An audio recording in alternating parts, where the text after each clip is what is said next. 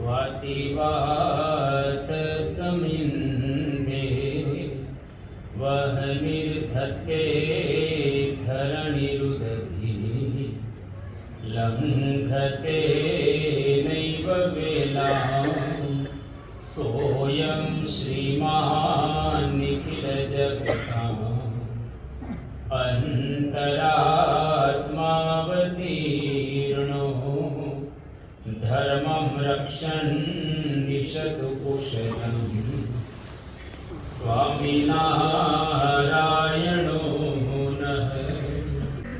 श्री स्वामिनारायण भगवाननी जय। अक्षर पुरुषोत्तम महाराजनी जय। गुणातीतानंद स्वामी महाराजनी जय। भगतजी महाराजनी जय। शास्त्री जी महाराजनी जय। योगी जी महाराजनी जय। प्रमुख स्वामी महाराजनी जय। महंत स्वामी महाराजनी जय। સુરત અક્ષરધામ મહોત્સવની મહારાજનો પ્રાકટ્યોત્સવ આવી રહેલો છે। 244મો આ પ્રાકટ્યોત્સવ સમગ્ર વિશ્વની અંદર આપણા જ્યાં જ્યાં મંડળો રહેલા છે ત્યાં ત્યાં ધામધૂમપૂર્વક આ ઉજવાશે। આપણે પણ રવિવારે આ મહારાજનો પ્રાકટ્યોત્સવ ખૂબ સારી રીતે ઉજવીશું। આજે જે પ્રમાણે વાત થઈ મહારાજનો દિવ્ય જીવન અને મહારાજનું દિવ્ય કવન કેતા કાર્ય। મહારાજ આજથી 244 વર્ષ પૂર્વે આ લોકની અંદર અવતાર ધારણ કરી અને પધાર્યા। ભગવાન વેદવ્યાસે પોતાના એક પુરાણની અંદર એનો ઉલ્લેખ પણ કર્યો કે ધર્મ દેવા તથા ભક્તો અહમ નારાયણો મુનિઃ જનિષ્યે કૌશલ દેશે દ્વિજો हि સામગો નઃ। આ પ્રકારે શ્રીજી મહારાજની આગાહી પણ કરી। વાસુદેવ મહાત્મ્ય ગ્રંથની અંદર આ શ્લોક આપવામાં આવ્યો છે।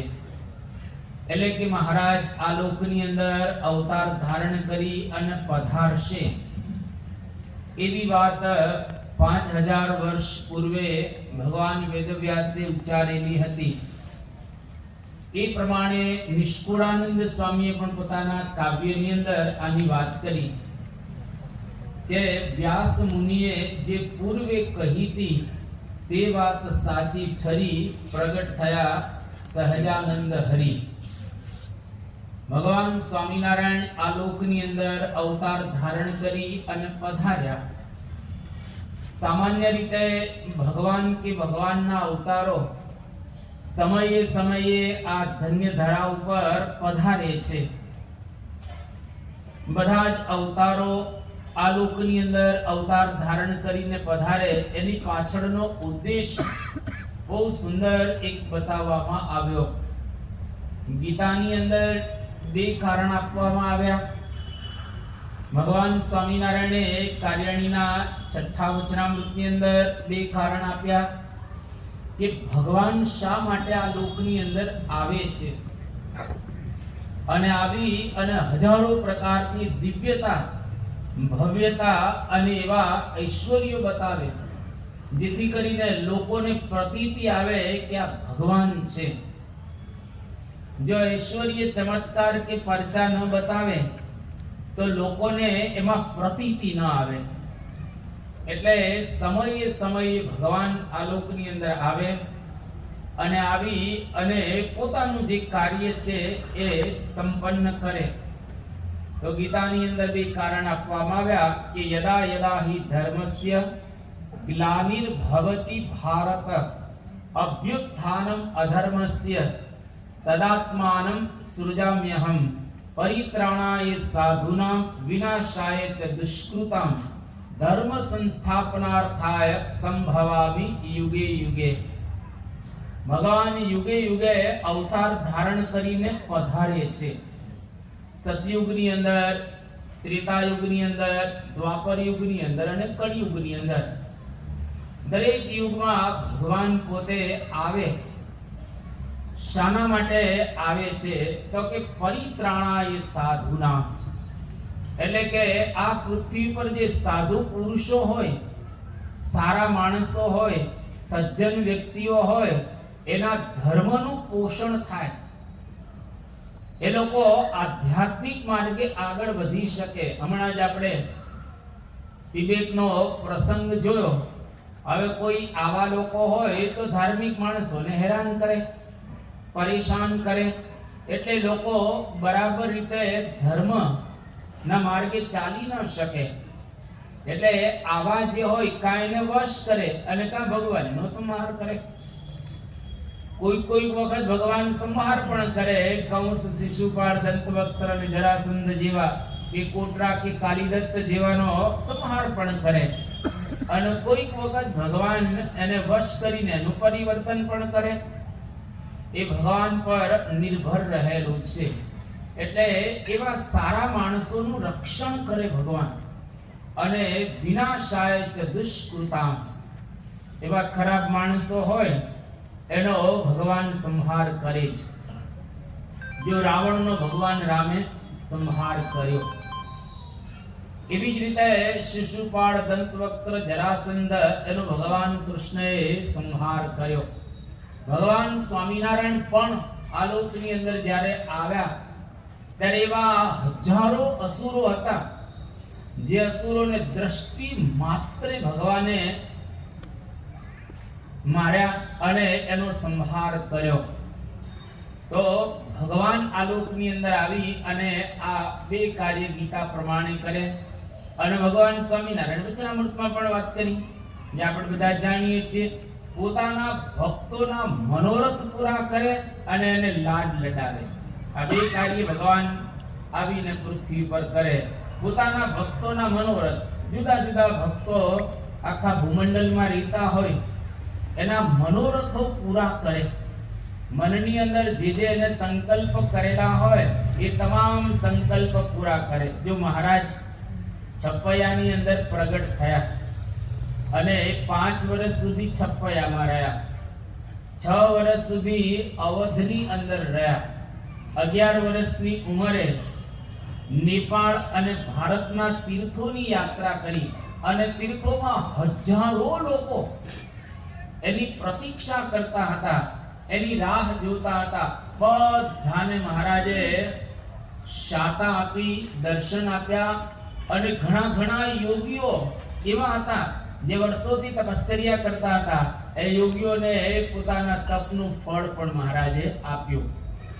એટલે 11 વર્ષ અને 7 વર્ષ 18 વર્ષ સુધી ભારતના તમામ મુખ્ય તીર્થોની અંદર ફરી અને એવા મુમુક્ષુ હોય, એવા ભાવિક હોય, એવા ભક્તો હોય, એને દર્શન દાન આપ્યું. અને ઘણા બધાના મનોરથો પણ મહારાજે પૂરા કર્યા અને લાડ લડાવ્યા. દાદા ખાચરના દરબારની અંદર મહારાજ 18 વર્ષની ઉંમરે આવ્યા અને કચ્છ, કાઠિયાવાડ અને ગુજરાતની ધન્ય ધરા ઉપર એમણે 25.5 વર્ષ સુધી વિચરણ કર્યું. 25.5 વર્ષની અંદર કેવા સુંદર લાડ લડાવ્યા. દાદા ખાચર બહુ નાના હતા, 5 વર્ષના દાદા ખાચર તો હતા. અને ત્યારથી મહારાજ આવેલા હતા ગઢડાની અંદર. એવા બધા લાડ મહારાજે લડાવ્યા. બ્રહ્માનંદ સ્વામીને લાડ લડાવ્યા. એવા ઘણા બધા સ્ત્રી ભક્તો હતા, એની સાથે મહારાજે પોતે આ વલોણા પણ કર્યા. એના સંકલ્પ મહારાજે પૂરા કર્યા. કોઈકના છાસ જમ્યા, કોઈકને ત્યાં દૂધ જમ્યા, કોઈકને ત્યાં બીજું કંઈક જમ્યા. અને મહારાજે પરમહંસોને પણ એવા લાડ લડાવ્યા, એને રમાડ્યા, જમાડ્યા, ઉત્સવ સમયા કર્યા. અતિશય મહારાજે ગુજરાતની અંદર એક જબરજસ્ત વાતાવરણ સુંદર ફેલાવ્યું. અનેક સમય એવો હતો કે ગુજરાતમાં મહારાજે જબરજસ્ત કાર્ય કર્યું અને ગુજરાતની ધરતીને બ્રહ્મ ભીનો કીધો. એટલે કે આ ગુજરાતની ધરતીને મહારાજે બ્રહ્મ રસથી તરબોળ કરી દીધી. તમે જુઓ મહારાજે કેવા કેવા આમ લાડ લડાવ્યા. એક બી પ્રસંગો આપણે જોઈએ તો ખ્યાલ આવે. એક વખત મહારાજ ગઢડાની અંદર વિરાજમાન હતા. એવા અરસાની અંદર એક જોધો ભક્ત, હવે તો સીમમાં જ રહે હંમેશને માટે, એ કોઈ દિવસ ત્યાં નગરમાં કે ગામડાની અંદર આવેલી, પણ એક વખતે જોધો આવ્યો અને મહારાજ એ વખતે પેલો દરવાજો બનાવેલો, એવો મોટો દરવાજો હતો ગઢડાનો.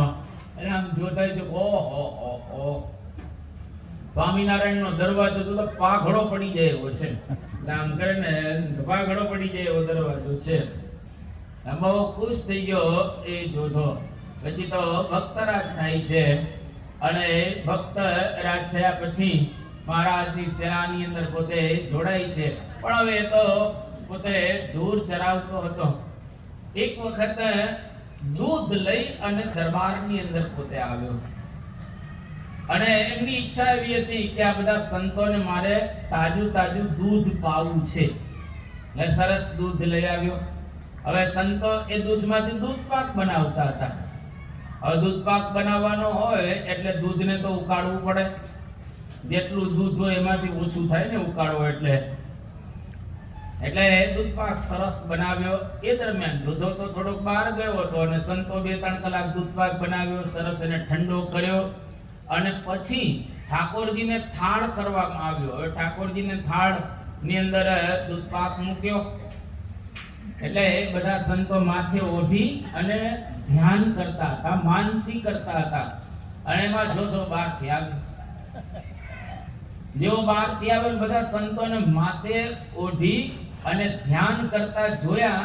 એટલે એ વિચાર કરે છે કે મેં આ બધાને દૂધ આપ્યું હતું, એમાંથી એને બનાવ્યું, એટલે દૂધ બળી ગયું છે, એટલે આ બધા રોવા બેઠા છે. એટલે બધા સંતોને કે હવે તમે રડશોમાં, દૂધ ભલે બળી ગયું એની કોઈ ચિંતા ન કરતા, હું તમને બીજું દૂધ લઈ આપું. પણ સંતો કોઈ બોલતા જ નથી, કારણ કે માનસી પૂજા કરતા હતા.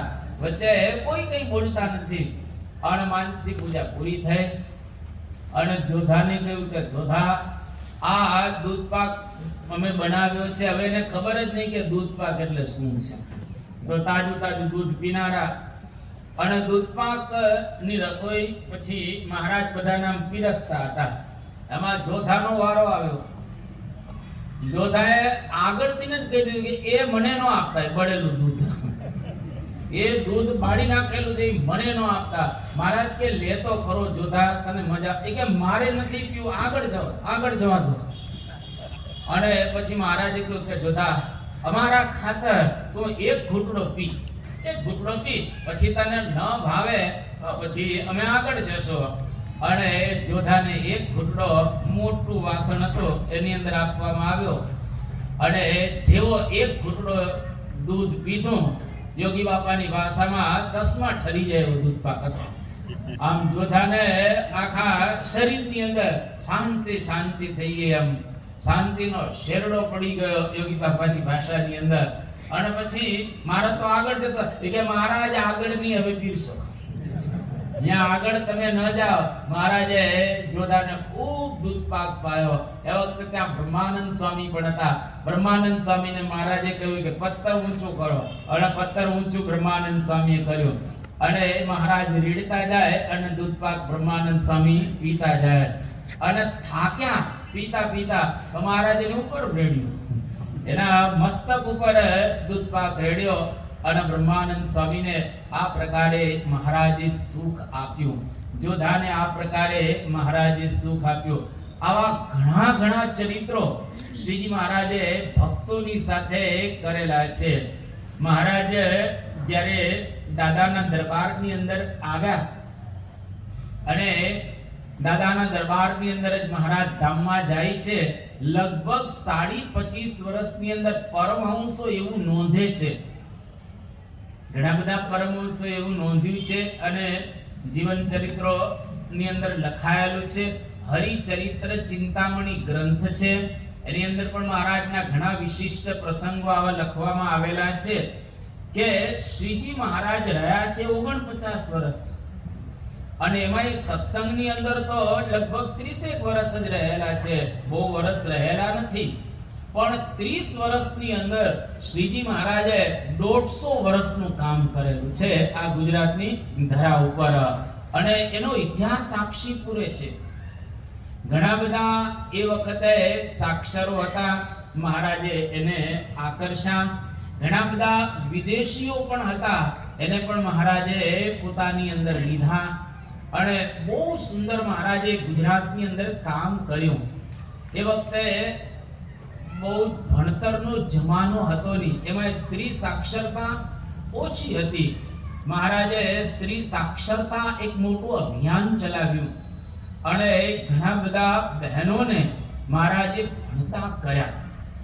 વચનામૃત જેવો અદ્ભુત એક ગ્રંથ આપણને આપ્યો. એ જમાનાની ગુજરાતી તમે જોજો, જૂની 244 વર્ષ પહેલાની ખડી ગુજરાતી હતી, એટલે કે એક જ સાથે બધું લખાય, વચ્ચે કાંઈ એવું નહીં.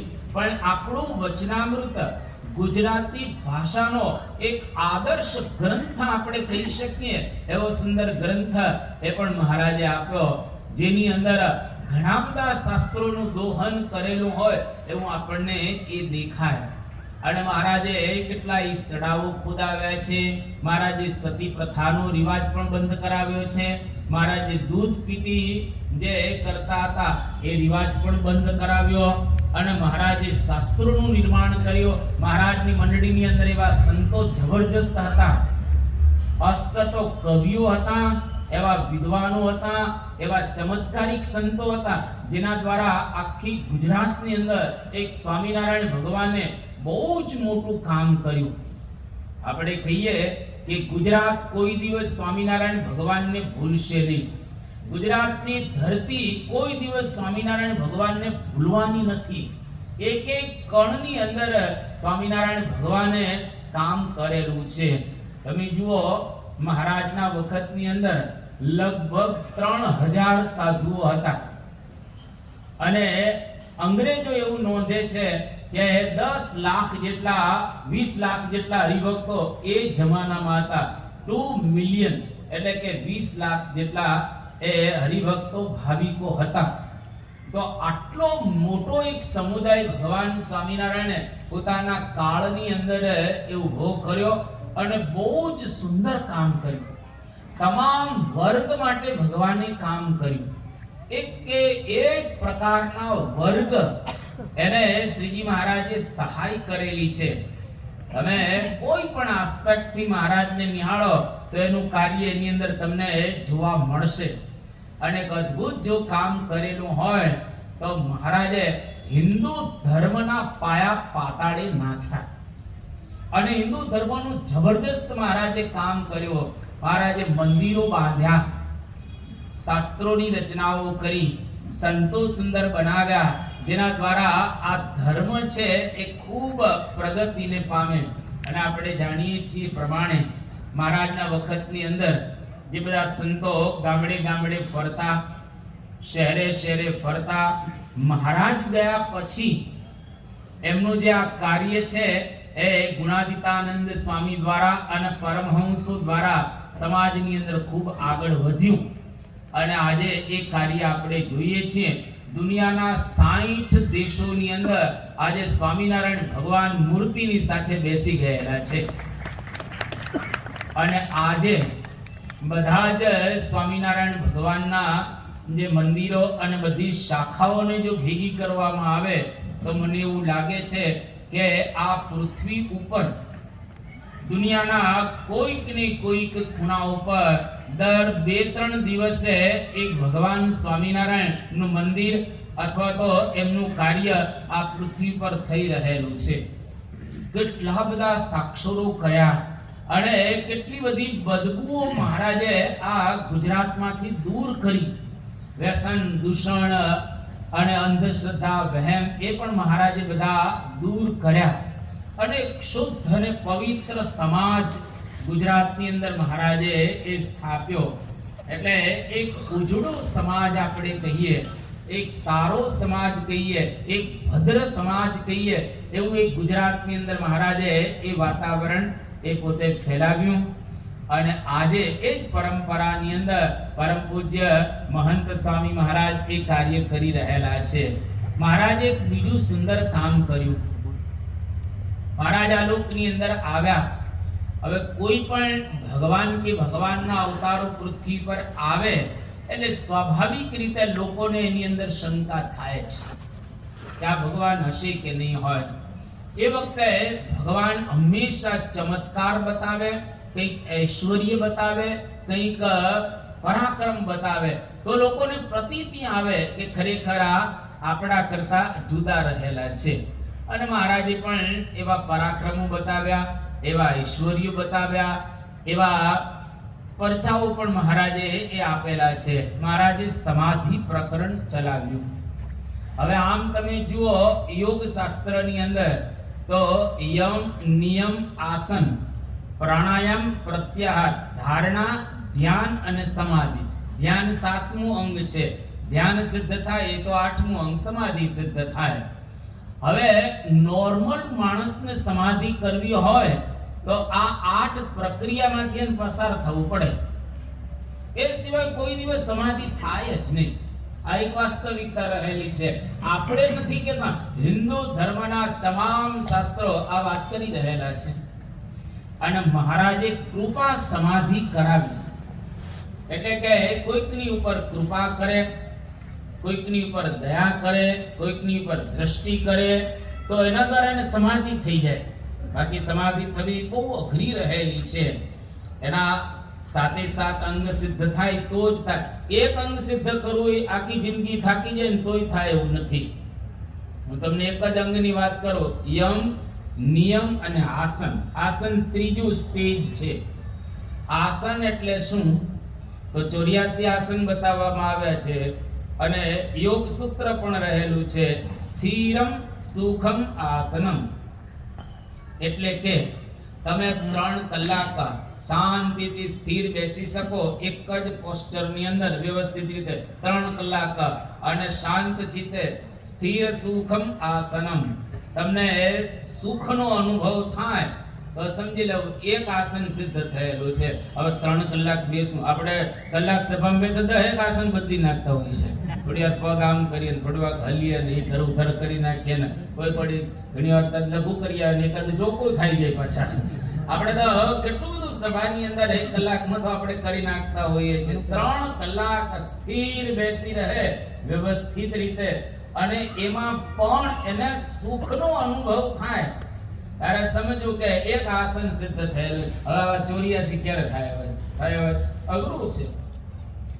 અને આ બધા જ આસનો સિદ્ધ થાય ત્યારે એક સ્ટેજ એનાથી તો પાછા આગળ પ્રાણાયામ, પ્રત્યાહાર, ધારણા, ધ્યાન અઘરું છે.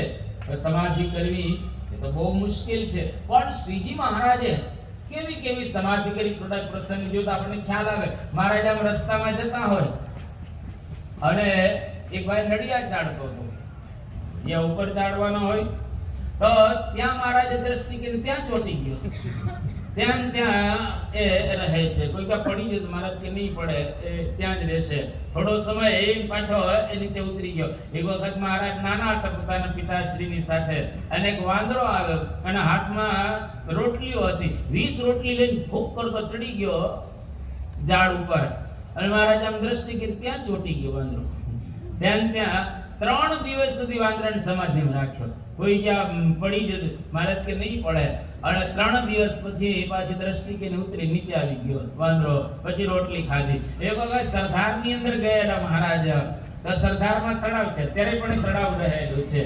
હવે જેવા મુક્તાનંદ સ્વામી ને બીજા સંતો હતા સાથે અને આમ તળાવમાં દ્રષ્ટિ કરી. જેવી તળાવમાં દ્રષ્ટિ કરી જેટલા માછલા હતા તમામ માછલાને સમાધિ થઈ ગઈ. અને બધા જ માછલાઓને સમાધિ થઈ. માછલા તરતા ઉપર આવી ગયા. આખું તળાવ માછલાથી ભરાઈ ગયું. મુક્તાનંદ સ્વામીએ કહ્યું કે મહારાજ આ બધા માછલાઓને સમાધિમાંથી તમે જાગૃત કરો, અન્યથા આ સીચાણા, સમડા આ બધા આવશે પક્ષીઓ માછલાને ખાઈ જશે, હિંસા થશે. મહારાજ કે અમારી મરજી વિના કોઈથી તરણું ન તોડાય. જ્યાં સુધી અમારી મરજી નહીં હોય ત્યાં સુધી એનો કોઈ મારી શકશે નહીં. પછી મહારાજે દ્રષ્ટિ કરી, બધા જ પાછા પાણીની અંદર જતા રહ્યા. તો એક સાથે આવા કેટલાયને સમાધિ મહારાજ કરાવતા હતા. એક વખત મહારાજ આમ રસ્તાની અંદર જતા હતા, એક દુકાનદાર જોખતો હતો, આમ માલ જોખે ને એમ જોખતો હતો. મહારાજ ચાકડી પહેરેલી હતી અને આમ ચાકડીનો ચટકો અવાજ આવ્યો અને અવાજ પેલા સાંભળ્યો તો આમ ત્રાજુ આમ હાથમાં રહી ગયું, ત્યાં સમાધિ થઈ ગયા. આમ હાથમાં ત્રાજુ છે અને સમાધિ થઈ ગઈ. ઘણા બધાને તો મહારાજ દર્શન કરવા માટે આવે તો એની સમાધિ કરાવે અને સમાધિ કરાવીને મહારાજ થપ્પો આમ લગાવે માણસોનો, જેમ આપણે ગુણીઓનો થપ્પો લગાવીએ ને અથવા તો કંઈક ફોડાઓનો થપ્પો લગાવીએ, એવી રીતે આમ માણસોના આમ ઢગલા થઈ જાય. અને એનો કોઈ સંબંધી આવે શોધતા શોધતા કે સ્વામિનારાયણ ભગવાનના દર્શન કરવા માટે અમારા સગા ગયેલા અહીંયા આગળ આવ્યા છે. એટલે મહારાજને પૂછે કે તમે રૂમમાં લઈ જાઓ, રૂમમાં લઈ જાઓ.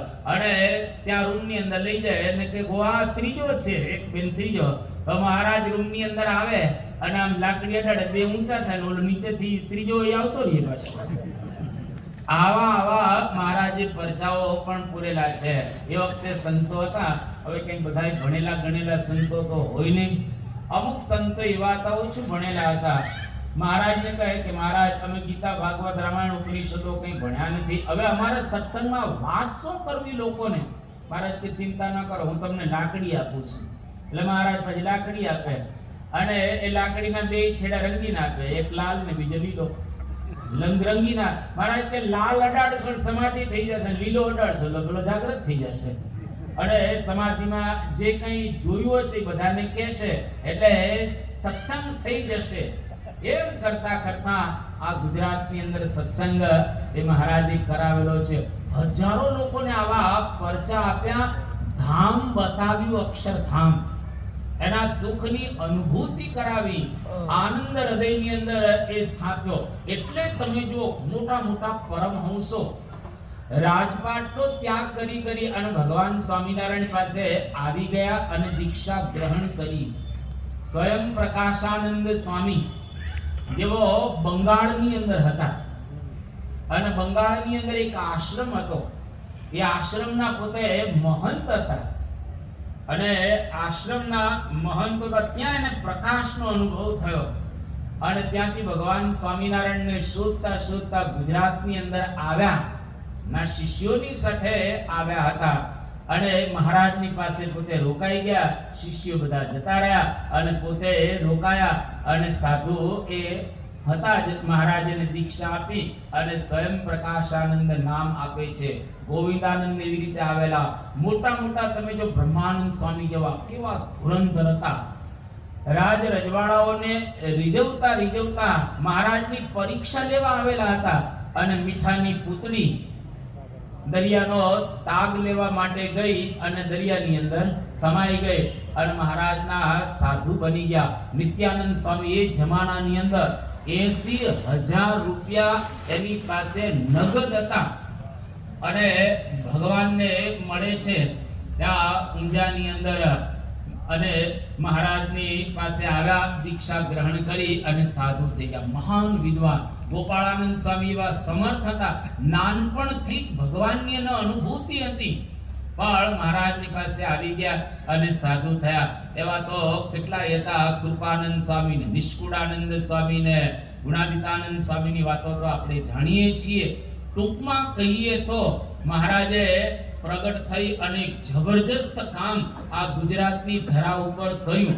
એક કે એક આસ્પેક્ટની અંદર તમે જુઓ ને, એને એવા સુંદર મંદિરો તો બાંધ્યા, એવા રાહત કાર્યો પણ કર્યા, એવા કુરિવાજો બંધ કર્યા, શાસ્ત્રો રચાવ્યા, કીર્તનો પણ રચ્યા અને ગુજરાતની અંદર અદ્ભુત રીતે આવું એક સુંદર વાતાવરણ એમણે ઊભું કર્યું. અને અતિ અગત્યનું જો છેલ્લે કામ કરીને ભગવાન સ્વામિનારાયણ ગયા હોય તો પોતાની પરંપરા છોડતા ગયા. ઘણા કાર્યો કર્યા પણ સર્વોચ્ચ જો કાર્ય ભગવાન સ્વામિનારાયણનું હોય તો ગુણાતીત સંત દ્વારા આ પૃથ્વી પર હંમેશને માટે અખંડ રહ્યા. આ એનું મુખ્ય કાર્ય. આજે આપણે ભગવાન સ્વામિનારાયણને શોધવા હોય તો ક્યાં શોધીએ? આપણા કેટલા સદભાગ્ય રહેલા છે કે આજે ભગવાન સ્વામિનારાયણ આપણા માટે ગયા નથી. આપણે એકદમ કહી શકીએ કે અત્યારે આ પૃથ્વી ઉપર ભગવાન સ્વામિનારાયણ મહંત સ્વામી મહારાજ દ્વારા વિચરણ કરી રહેલા છે. અને આપણે હમણાં જ એમના દર્શન થશે. કાલની અને પરમ દિવસે સવારે લગભગ 6 ને 8 ની વચ્ચે આપણને પરમ પૂજ્ય સ્વામી બાપાના દર્શન ડુમસની આજુબાજુ, આમ એરપોર્ટની આજુબાજુ ત્યાં આગળ દર્શન થશે. અને પછી બાપા આવશે હોસ્પિટલની અંદર અને આપણને 11 તારીખે કણાદની અંદર પૂજાની અંદર અને રાત્રે જે રવિવાર હોય સાંજે ત્યારે આપણને એમની સભાનો પણ લાભ મળશે. જ્યારે બાપાના આપણે દર્શન કરીએ ત્યારે મહારાજને આપણે યાદ કરવા. ત્યાંથી ભગવાન સ્વામિનારાયણ આવા એક સત્પુરુષ દ્વારા સંત માનજો મારી મૂર્તિ રે, એમાં ફેર નથી એક રતિ રે. હું તે સંત અને સંત તે હું છું. આ મજિયારો આપણે વેચી ન શકીએ. એટલે ભગવાન અને સંત બંને એક જ રહેલા છે. કેતા સંત પોતે ભગવાન નથી, પરંતુ એની અંદર ભગવાન સાક્ષાત વિરાજમાન છે.